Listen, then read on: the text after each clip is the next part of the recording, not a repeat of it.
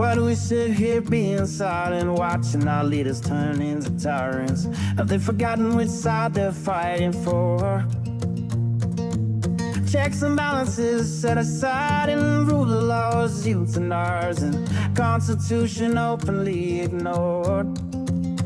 Man, I'm not okay.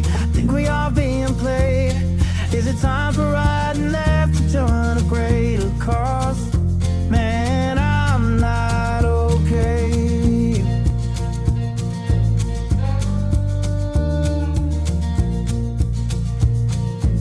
The rich claim to be victimized just to attack the marginalized. Is 1% really worth more than all the sick and poor? Always preaching about fellowship while planning their dictatorship. Now we've seen how all of this plays out before.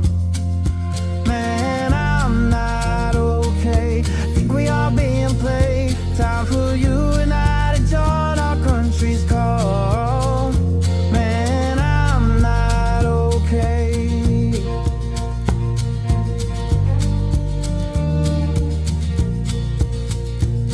Ever wonder all the mystery? Why they whitewash our history? Keep dividing is their plan. All in all, such a scam. Algorithm very sly, only used to spread the lies. Politicians know well, hate is simple to upsell. Man, I'm not okay. Think we are being played. Time for you and I to join our country's call. We are not okay. America is not okay, and we all know that. Former Congressman Joe Walsh, this is The Social Contract with Joe Walsh. Let's figure out how to get okay together.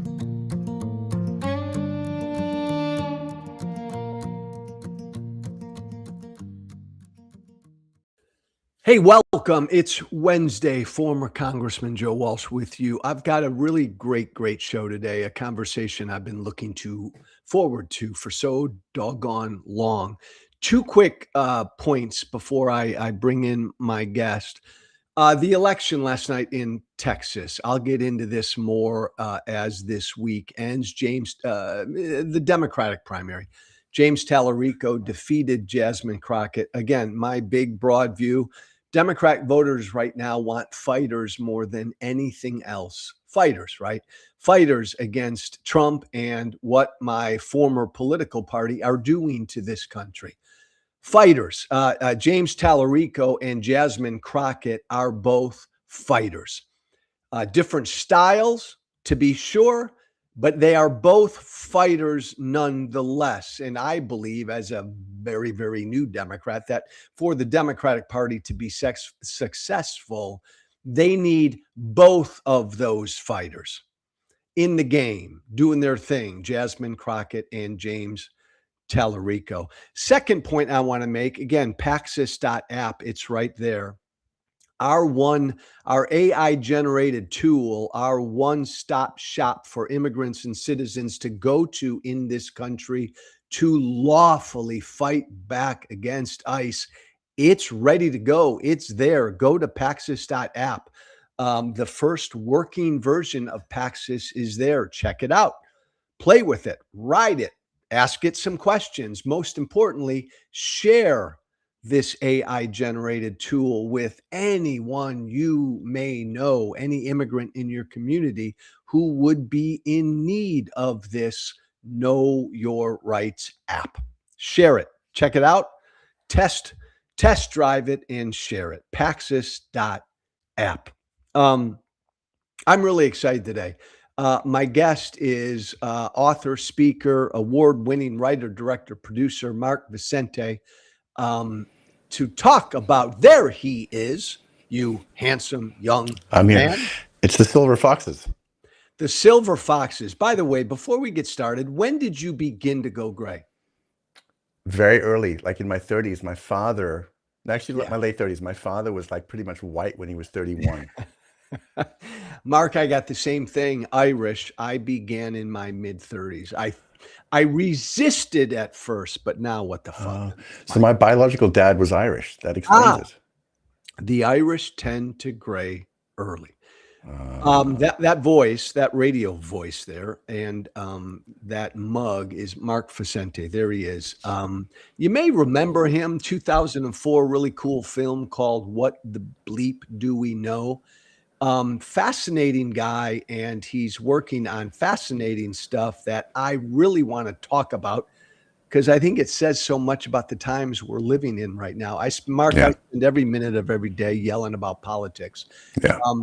When I sunk my teeth into this new film that you have coming out one day soon, called The Narcissist Playbook, I grabbed it and I'm so intrigued by it.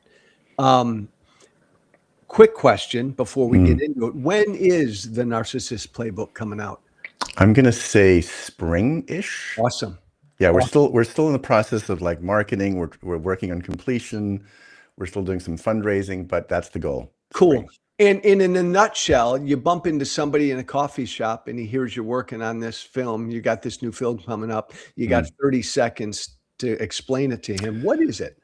The film is about narcissism and narcissistic abuse. So we have people that have been abused by these people. We have clinicians, but what's really interesting is we have self-confessed narcissists on camera who actually talk about what they do to people, why they do to people, how they enjoy doing it to people, which most people never get insight into. Wow. Back up a moment.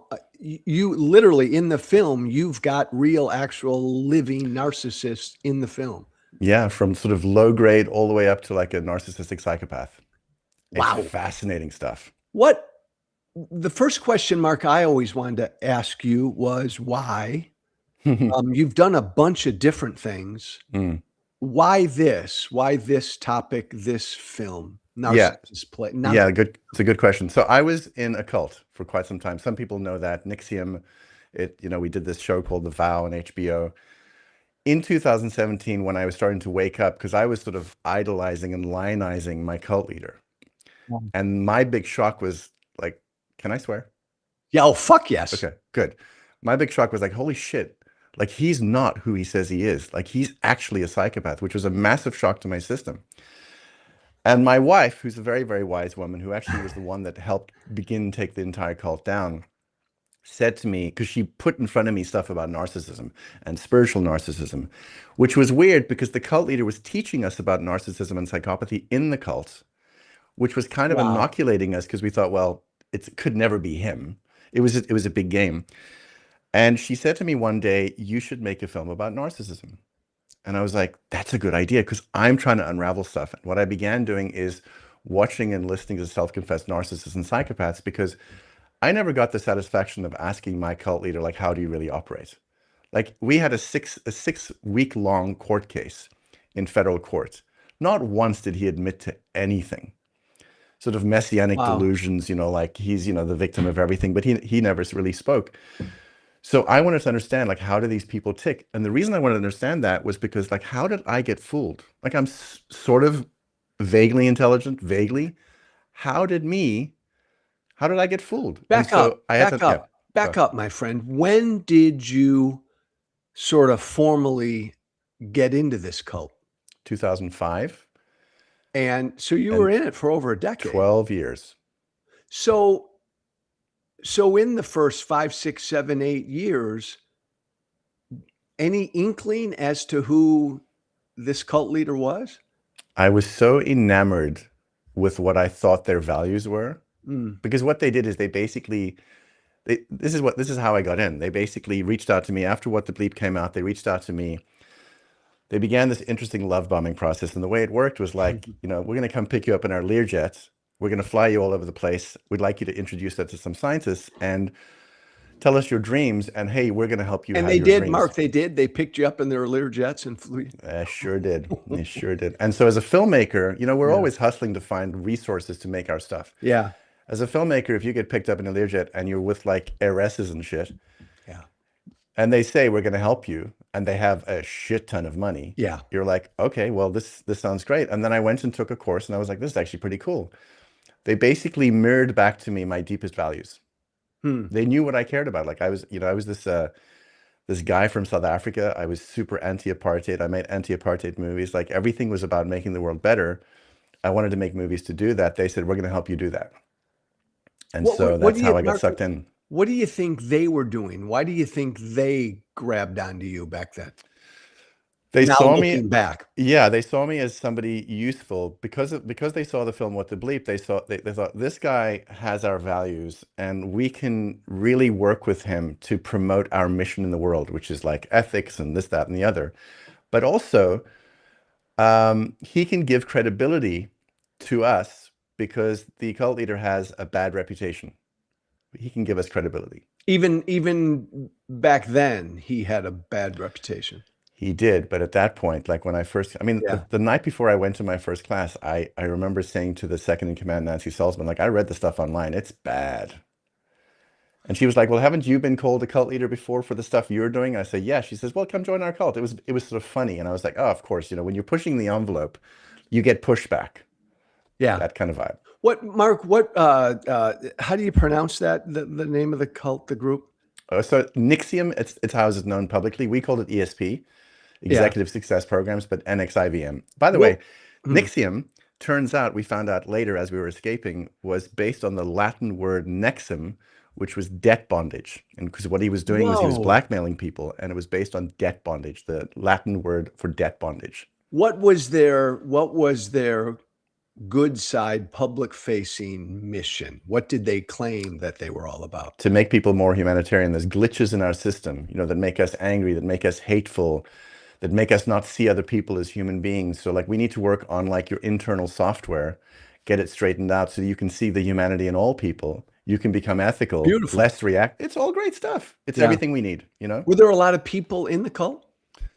There were, at that point, I'd say probably, I don't know, maybe 12, 15,000 people had gone through, but there was like a closer group that like lived in the community. And then there was like this inner circle, inner core. I didn't quite get to the inner. I was just on the outer inner circle, We, again, my world is politics and crazy times we're living in. And it's just not in obviously political parties or wherever where you can find cults. And we'll get into that in a little bit, but this is a really important topic these days. Mark, when did you begin to think something wasn't right? So 2017 was my wake up. 2015 and 16, I saw problems and I kept on going to the cult leader because it's a ranking system. Go to the general, Yeah. And I said, like, there's a problem. And I even said to him, there's a psychopath in the system doing stuff. Oh. And he loved that. He loved that conversation.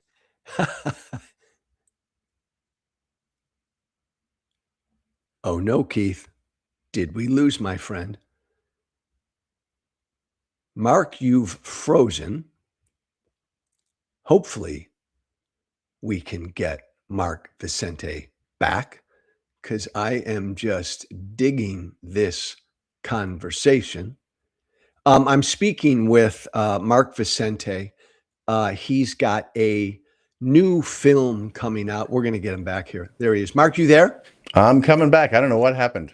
It was probably me or it was your former cult leader who's in jail right now. Well, right? I'm in Texas and I know there's a bunch of stuff happening here. So maybe There's a bunch of stuff in Texas. Bunch of stuff happening. You said though, we dropped when you said you told him, the leader, there's a psychopath in our system. Something's going on.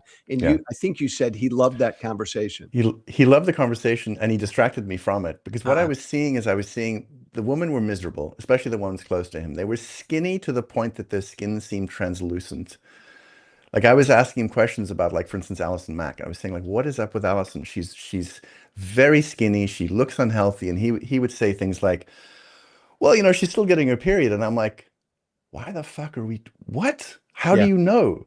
I didn't understand he was boning everybody, but the women were being broken down and they were, but he kept on saying, well, it's stuff they're doing, Did during this time from 05 until 15 or 16, when you're seeing problems, were you highly involved or were you sort of not super involved? Or I was highly involved because eventually I got a place there, but I was traveling a lot. So at least I got some, got contact with the outside world. It wasn't like, a little monastery.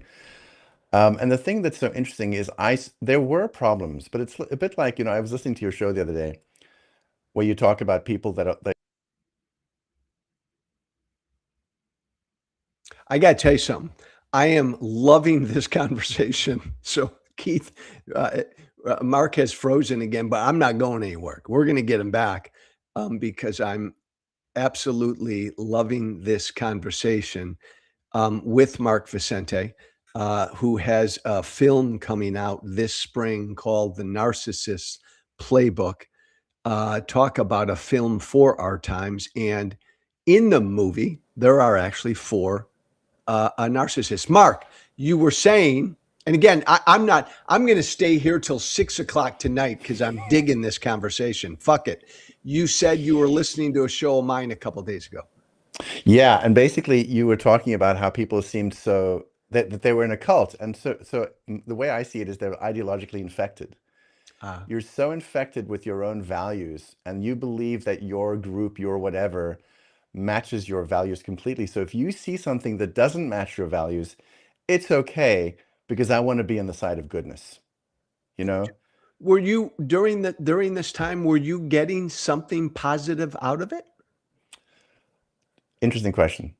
To some degree, yes. But I thought I was getting more than I was actually getting. A lot more. Why do you think Um, that was?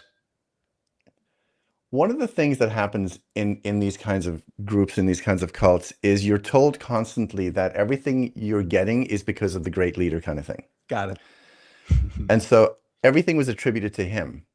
And later when I got out, I realized that's just bullshit. Like, he's an empty shell of a person. I just projected the best of everything I had on him, and he would just criticize me continuously. So in the end, I was the one that had the values, not him. And that's the case for many people when they leave, you know? That's Mark. That's really fascinating. And again, not to always connect everything to right now, but I, as someone who comes from a certain political side, and I still engage with a lot of Trump's strongest supporters every day, Mm, I often hear that same thing. yeah. Everything is attributed to him. Mm, And when I get someone who finally a light bulb goes off and they no longer want to be in that, they say often something very similar to what you just said. yeah. Yeah, it is interesting. The thing is, what happens is you get the leader, whatever leader, you get the Yeah. leader wrapped up with the values, and you think they're the same thing. They're not the same thing at all. Many people, you were in politics, you know this. Many politicians are full of fucking shit. Totally. Totally. They are basically giving you what you want, Completely. and people stand there crying Yep. because they've listened to what you want. They've listened to what moves you. They've listened to what you yearn for, and they hand it back to you. And now it activates all your beautiful values. You're like, oh my God, they understand. The world's going to be better. No, it's not. No, Mark, that's actually fascinating. You're right. Again, across the board, that's why I struggled in that field because Yeah. politicians tell their audience what they know their audience wants to hear. So 15, 16, you're starting to find out their problems. 17, you get out. Play out the end of the story then. How did that all work out with you, the cult, and Yeah, I was having more and more fights and arguments with the leader. My wife was the one that woke up first. She was like, oh, things are dreadfully wrong. But I was so brainwashed at that point that I was like, no, there's got to be an explanation. There's got to be a reason. And eventually she said to me, there's something very bad going on with a woman. What will it take? And I said, I need data. Very male. I yeah. need data. She said, great, I'll give you data. So she said, I'm going to have you have a phone call with two girls that you know, and they're going to tell you what's going on. By the way, Mark, at this point, was your wife ever in the cult as well? She was in for quite a while. She was Okay. in for like 7 years. Yeah. She also tried to get out a few times. Yeah. And so I spoke to these two women, and they spoke about how he was hitting on them, and also how they were being invited into this secret society, and that they were being asked to give collateral to be in the society. And I was saying, like, what kind of collateral? And they said, like, naked pictures and Yeah. pornographic this and like whatever, whatever. So stupidly, or maybe not, I went back to Raniere, the leader, and I said, listen, there's all these reports of this stuff going on, and I'm very, very concerned. And I believe you have something to do with it. And he goes, oh, I have nothing to do with it, you know. And then I said, okay, well, just call me crazy. The call is actually recorded. Yeah. And I said, listen, something's off. And in that moment when he lied, I was like, holy shit, you just lied. This is a Oh, lie. And then what happened is the idea occurred to me, if you're lying about this, what else are you lying about? Yeah. Yeah. And in the past, what have you lied about? And that's when I was like, oh my fucking God, you are full of shit. And that's when the sort of, Yeah. Again, gang, everybody hang in there with me. It looks like Mark has frozen up again. But if past is prologue, he's going to be back with us in 14 seconds. I'm speaking with Mark Vicente. He's got a great new film coming out this spring called The Narcissist Playbook. A feature-length documentary exploring this problem of narcissism. Mark, you're back. No, he's not. As the trailer says, narcissism, one of the most pervasive and often misunderstood mental pathologies in our culture, and it's all around our culture. You back? Where are you? By the way, where are you in Texas? it's in Austin, Texas. Aha. Okay. Probably a lot of activity down in There's Austin. crazy stuff going on. Mark, you were talking about, he lied to me. What else has he lied to me about? Oh my God, he's been lying to me about everything. Yeah. Just an anecdote. As I talk to people in the political world who love Trump, I find that I'm best able to help them see the light bulb and see the truth when I put nuggets in truth in front of them repeatedly, and they realize they've been lied to. Yeah. Yes, it's fun. So like, let me just go down this rabbit hole for a second. I'm not a big one to get into particular politics, but it is interesting to me when I see people saying things like, oh, well, Trump's playing 5-dimensional chess. And I'm like, yeah, I thought that too. When you're in it, I'm thinking, Keith, that it's wherever Mark is, and it's Mark's connection. He's holed up somewhere outside of Austin, and I'm thinking maybe he's having a difficult connection. But I'm switching to a hotspot to see if it's better. He's switching to a hotspot to see if it's better. Mark, again, I oftentimes when we have technical difficulties, I'll say, and I don't want to end this conversation because I'm fucking loving it. You're so interesting. Do you remember where you left off? Yes, I said that. Yes, I said that people say that he's playing 5-dimensional chess. And I understand, because you can't just look at, well, no, maybe he betrayed what I believe is good. So it has to be some other reason. Now, again, I'm not shitting on just the Republicans. No, God, this is no. fucking everybody makes up shit about their leaders. So what happens is people, at some point, people go, if you ask them enough, like, tell me your values. Yeah. Right? Now, tell me the values being espoused. And where do they match and where do they not match? And they, as you know, there's a little crack that starts. Yeah. Because you project your values on your leaders. Like, the leaders become big mommy and daddy. And this is the thing, I mean, just to detour quickly, we need to grow up. Love it. We need to stop fucking seeing these people as like somehow they've got the answer. They shit like everybody else on the toilet, you know. And some of these people are just horrible human beings. So we look toward our religious leaders, our corporate leaders, our political leaders, go down the line as almost saviors. Give me exactly. Grow up. You're in charge of your own life.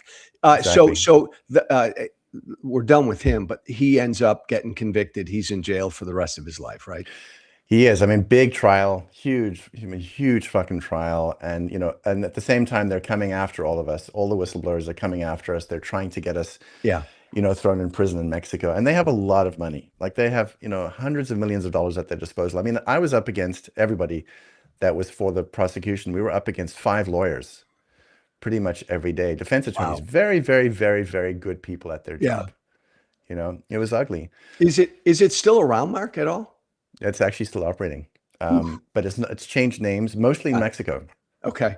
mostly in Mexico. So let's get into, and again, everybody just joining us, Mark Vicente, award-winning writer, director, producer. He's got a fascinating film coming out called The Narcissist Playbook. Should be out sometime this spring. I cannot wait. Mark, I'm going to promote the shit out of it because I think Thank you. it's so fucking important. So let's get to that topic, narcissism. So let me ask the stupidest question I'm ever going to ask. Now we sit in, my God, it's 2026. You It's look crazy. back on this dude. He was clearly a narcissist. I'd say like way worse than that, but I don't even know what that means. Like, let's get into narcissism.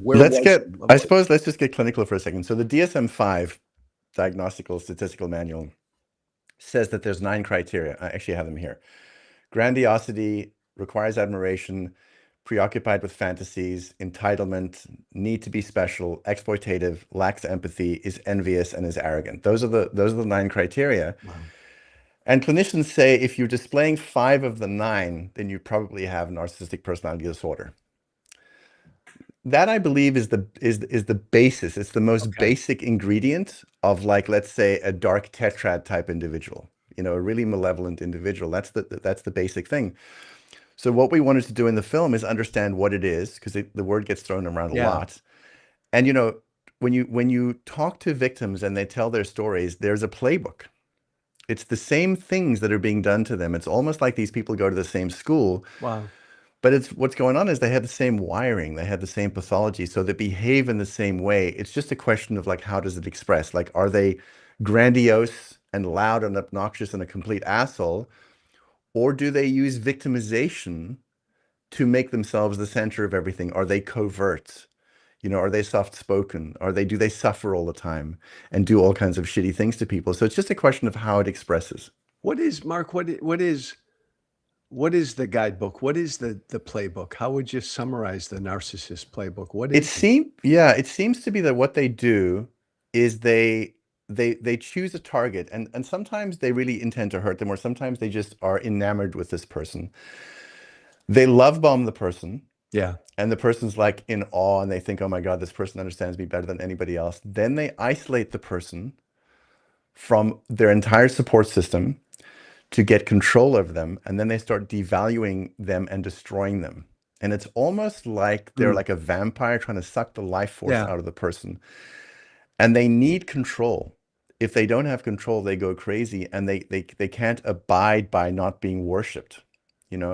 That's generally speaking the playbook. And then, of course, if you challenge them, then comes the smear campaign. Then comes the "you're dead to me, I hate you." Then they're working with other people to try and destroy you. That seems to be pretty consistent every single time. What's cool, Mark, is cool. What's fascinating is how they do it on scale, whether they're a political narcissist or corporate or religious or cult leaders, like how they're able to do that with the masses. I mean, just a large number of people. That's so important. So this is my obsession. So this is the thing I learned. So I got out of a cult, and then I started to look at narcissism in romantic relationships, and I was like, oh, it's the same thing. It's just at bigger scale. Oh, wow. And then you look at, like, religious abuse, corporate abuse, political parties, entire countries. And I realized it's the same pattern, as you say, just at scale. And the problem is people go like, well, no, romantic narcissistic abuse is different from political narcissistic abuse. It's not. It's the same. You think it's the same. It's all the same. They just have more victims. That's all. There's more damage on a global level. Does it take a unique skill of a narcissist to be able to do it at a huge scale? I think it takes, this is the thing that's interesting. So at the basis of narcissism is insecurity, but there are certain people, especially when you get up to psychopathy, they have a kind of confidence that seems unshakable. Yeah. And the good people who have insecurities look at that and they go like, oh my God, I want to be like him. I want to be like her. Yeah. They're unshakable. And so you see people standing in front of television who are fucking psychopaths, who are so sure of themselves. And that assurity is a kind of power, and people rally behind that because they have no doubt. Now, behind closed doors, they're doing all kinds of terrible things. They're having little crying fits in the corner, the whatever. But the minute they step out, this persona comes out that seems to have this impenetrable confidence. Are they aware, Mark, of what they are? Such a Narcissists? good question. That's a really good question. I think our film's going to I can't wait. help with that question, but I will tell you that I have met some that are aware. But the thing is, it's not like they walk around thinking that they're evil. Oh, I'm, this evil person. They think they're special. Ah. My cult leader said that he had a special kind of intelligence.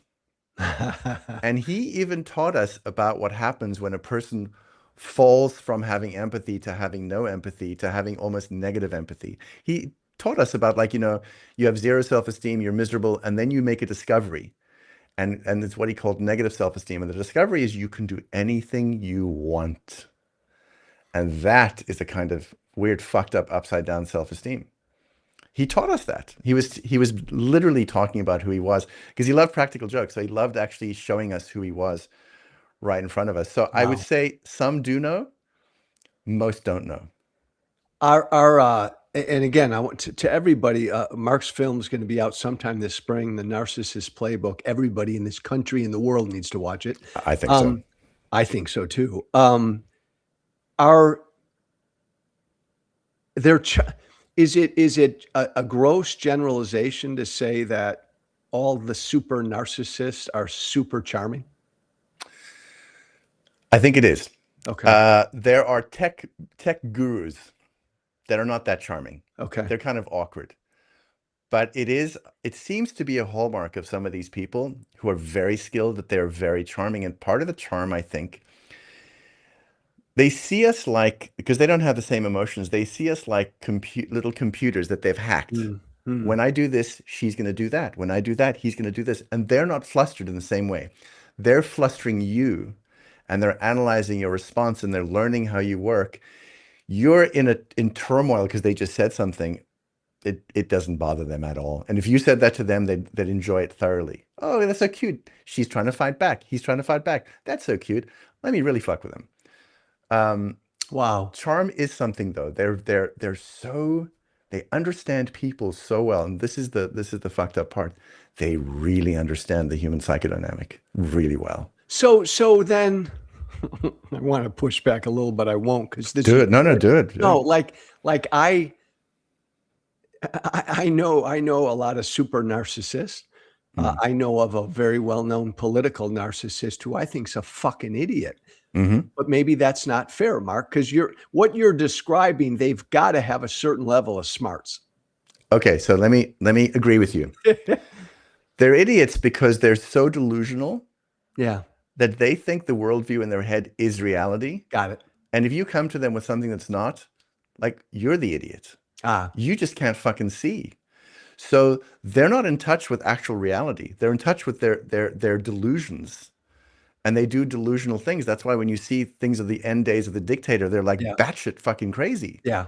Because they're living in some other reality, and all the generals are saying, I don't think that's a good idea. Like, you don't believe in our mission, yada, yada, yada, The really cool thing, everybody, I was going to say about Mark's film, The Narcissist Playbook, that's going to be out later in the spring, is, and we won't get into this, but he literally has 4 narcissists in the film that he engages with and talks with.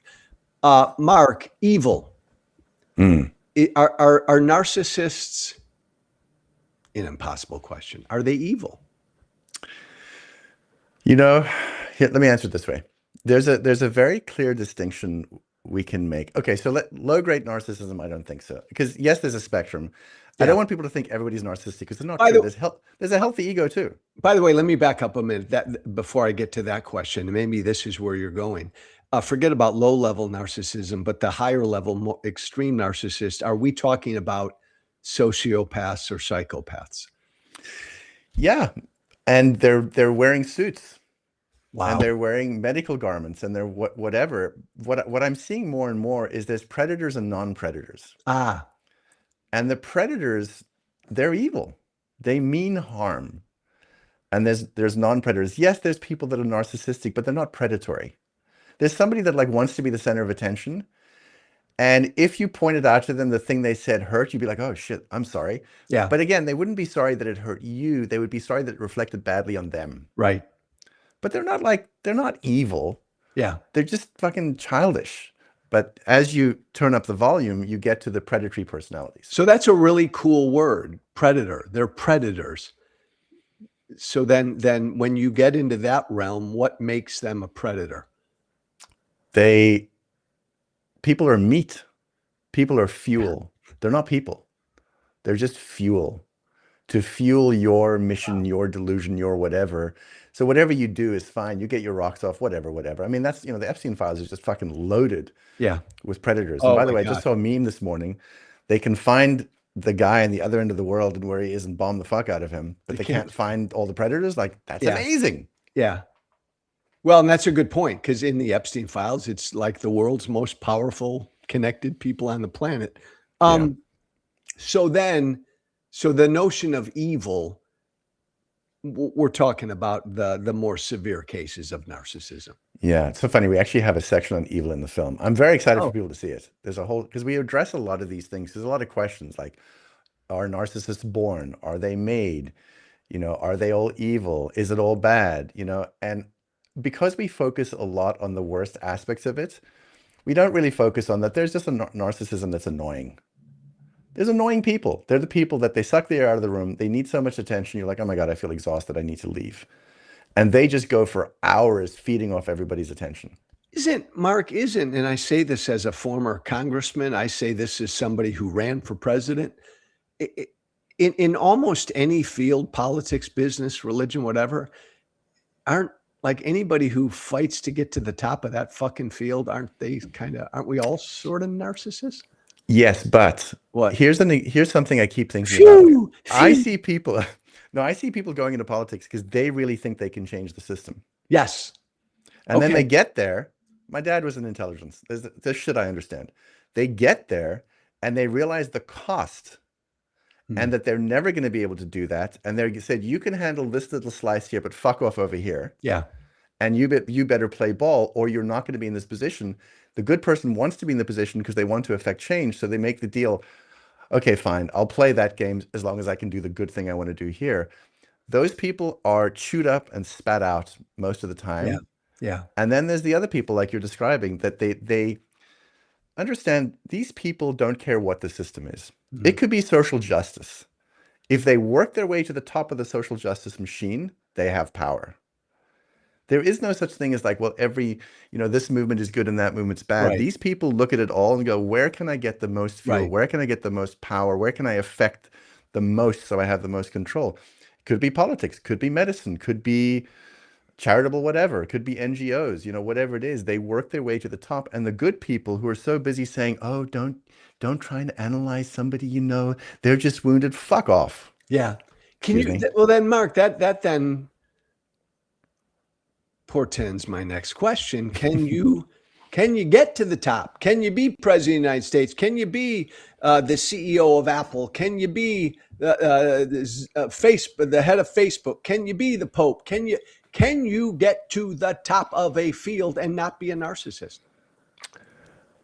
Very big generalization. I'm going to say I don't think you can get to the top without doing that. That's fucking fascinating. But again, I don't think every single one is evil. They're not all eating babies, Yeah, that's really cool. So I often hear from people I engage with, in this case, Trump supporters, when they are able to see the truth and get out of that, so many of them, Mark, will ask me, Joe, why the fuck didn't I see what was going on? How did I not see what he was doing? I found that so personal with you. You asked that question of yourself when you were in this cult. Now you're asking, how the fuck did I not see it earlier? Yeah. Yeah. And in my case, let's say, I don't know, let's say whatever political party, you want to change the world and the person says, I'm going to help you do that because that's my mission. And there's a surge in your chest because your whole life, if you're politically active or whatever you care about the world, you want that. So you become enamored with somebody that's offering you back your values. You're so attached to that you can't see what's really going on. And you explain away, you take all the red flags and you turn them pink. until you get out and you say, motherfucker, that was a red flag all along. Yeah. I couldn't see it, or I didn't want to see it. Sometimes it's I couldn't. Sometimes it's like, if that's true, then what about my mission? Then that means that I'm not doing good things, that I'm not good, and I can't stand not being good. So I'm going to hold on to my goodness. That's all I have, kind of thing. That's really interesting.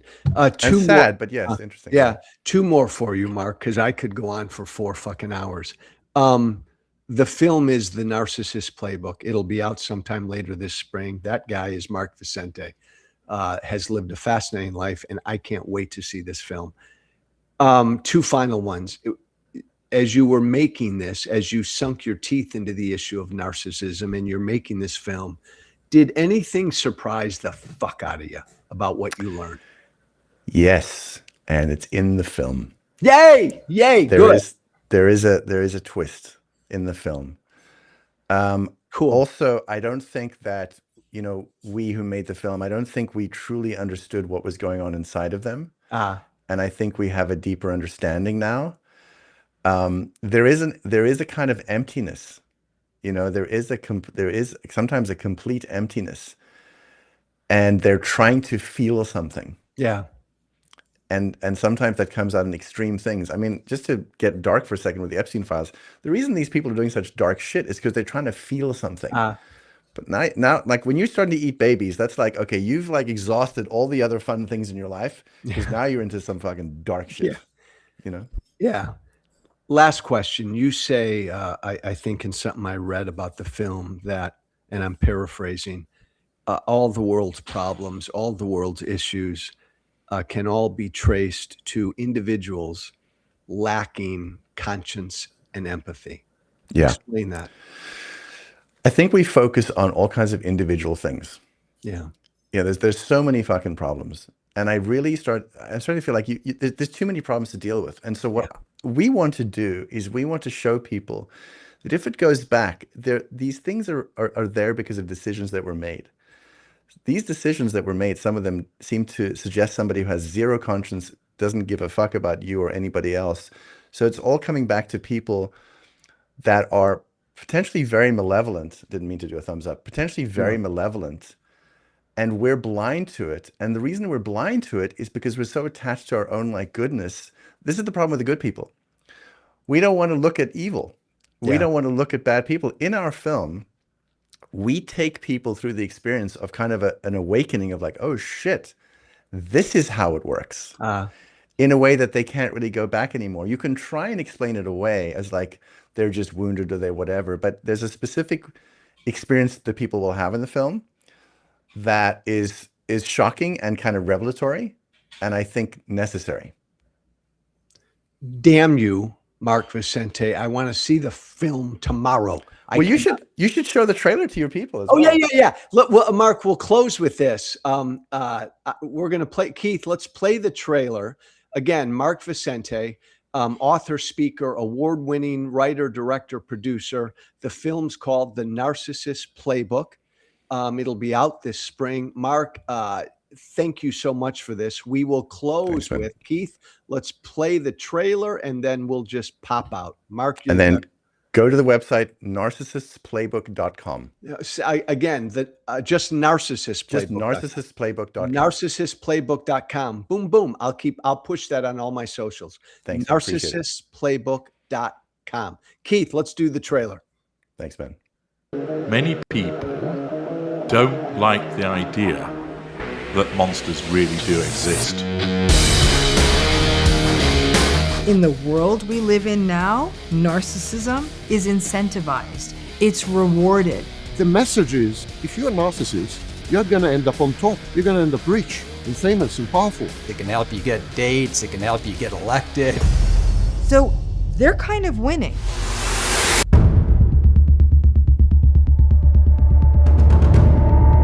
How dangerous do you think this man is? I became very interested in trying to answer the question, what the fuck is wrong with people? Do you feel bad for what you've done to these women? It's the psychological abuse that, to this day, is so hard to undo. There is beauty in destroying another human being. There is an infinite power in eradicating another person. It's intoxicating. I don't think people like the idea that evil is walking not only amongst them, but might be sleeping next to them, and maybe their next door neighbor. Up is down, down is up. I am a self-aware narcissist. I have been clinically diagnosed with narcissistic personality disorder. You are so easy to manipulate.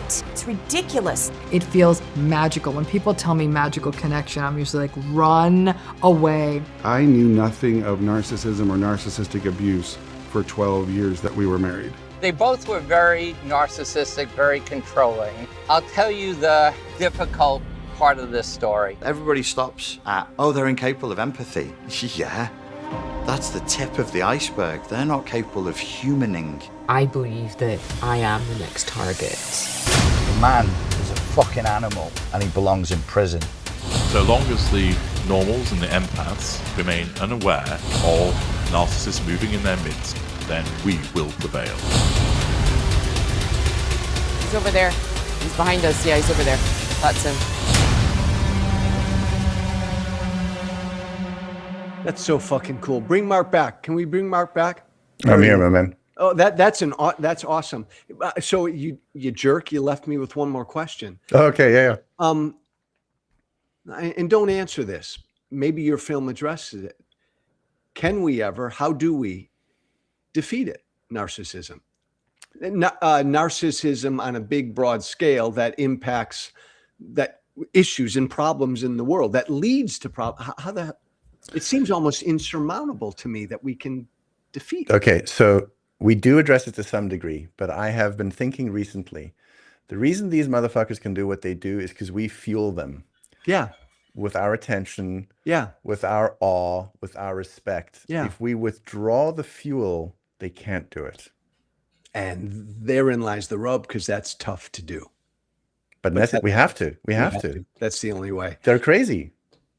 The website is narcissistplaybook.com. Playbook.com. Yeah. Narcissistplaybook.com. The film is The Narcissist Playbook, coming out this spring. He's Mark Vicente. Mark, this has been wonderful. You're the best. Thanks, man. I really enjoyed the chat. Thanks, everybody. Be brave. Thank you for listening. Remember to listen, follow, and share The Social Contract with Joe Walsh on Apple, Spotify. Plus, don't forget to subscribe to The Social Contract on Substack. This has been The Social Contract with Joe Walsh.